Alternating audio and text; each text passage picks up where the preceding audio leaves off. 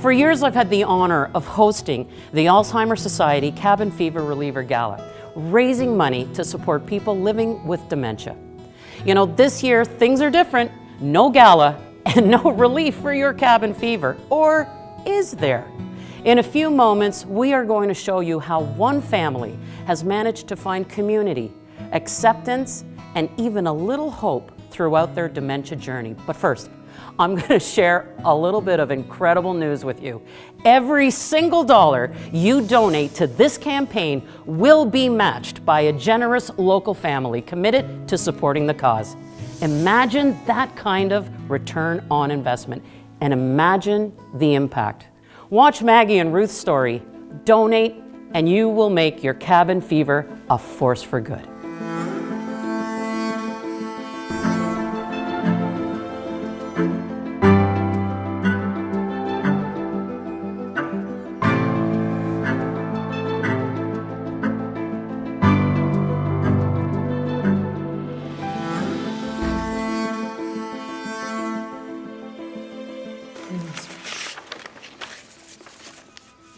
I often think that I didn't know that I was going to get old this fast.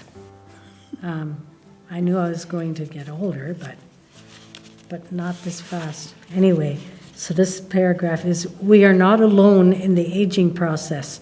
We are very human like others, and it's okay to not be perfect. We have to learn to laugh at ourselves and not take ourselves too seriously. Instead of being sad about losses of processing thoughts, driving, and having to learn new ways of doing things, here at the Alzheimer's Society, I have found affirmation for my abilities. Okay.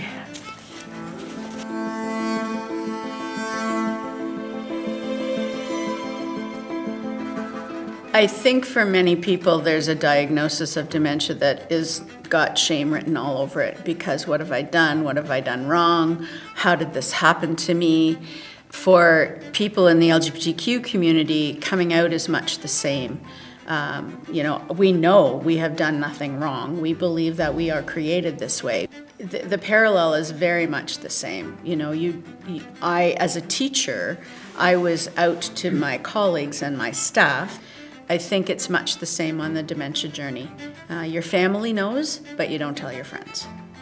And sometimes not everybody in your family knows. We have not ever experienced shame in admitting the diagnosis of either mild cognitive impairment or dementia. And I credit the Alzheimer's Society for that, in making us not feel like we have to choke on those words.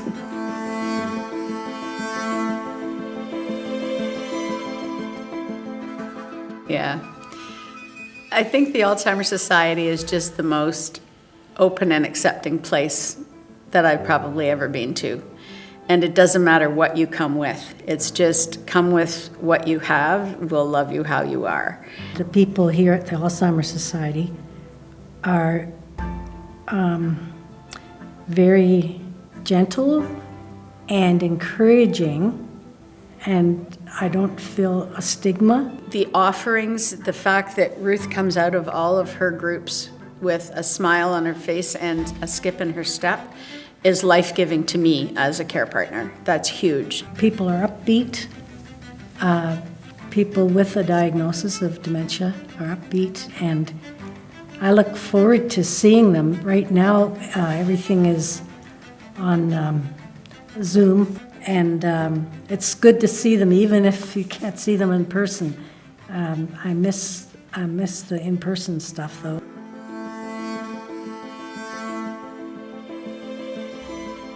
I would compare it to a turtle, and it seems like an odd thing, but a turtle to me is slow, they're steady, and they head to the familiar. Like when they hatch, they go to sea and they're out there for a while, and then they come back to where they were hatched.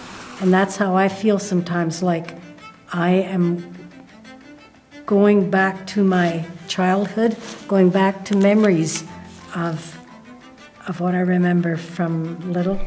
My dementia feels sometimes like it's a shell, and I want to escape, or I want to hide in there. Withdraw. Okay, withdraw is a good word. If I had to describe Ruth's dementia as an animal, I would pick a black panther because they're solitary. And I see her dementia as having caused her to pull back from a lot. It's sneaky. You never know when the panther's going to rear its ugly head and attack. And you just have this sense that it's always present. And the blackness, I think, is important because they do most of their work at night. And most of her TIAs have happened in the evening. When it bites hard. As we watch the next level of decline happen, one more thing she can't do. You know, it's one more swipe of those sharp claws in my mind that just takes away another ability or another skill or another memory or something. And yet they're beautiful animals, and Ruth's still her beautiful person. It's just more and more of her is becoming harder to access. Let's just say it that way.